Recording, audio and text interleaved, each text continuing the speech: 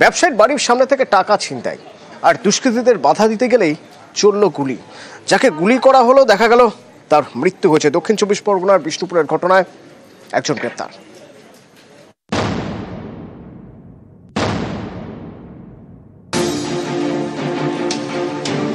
ছিনতাই করে পালাচ্ছিল দুষ্কৃতীরা।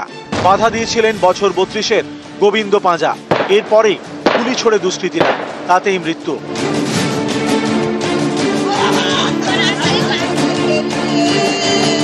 দক্ষিণ 24 পরগনার বিষ্ণুপুর থানার পানাকুয়া গ্রাম পঞ্চায়েত। এখানকার বাসিন্দা শঙ্কর ধারা।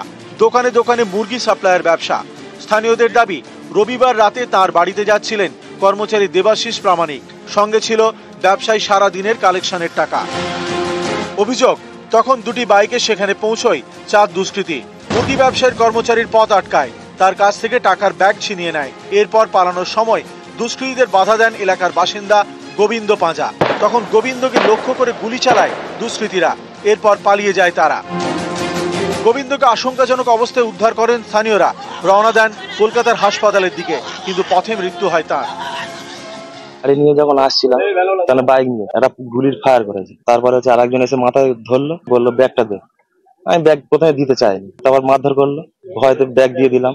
এবার হচ্ছে বললো ফোনটা দে, ফোনটা দিলাম, বললো মানি ব্যাগটা দে।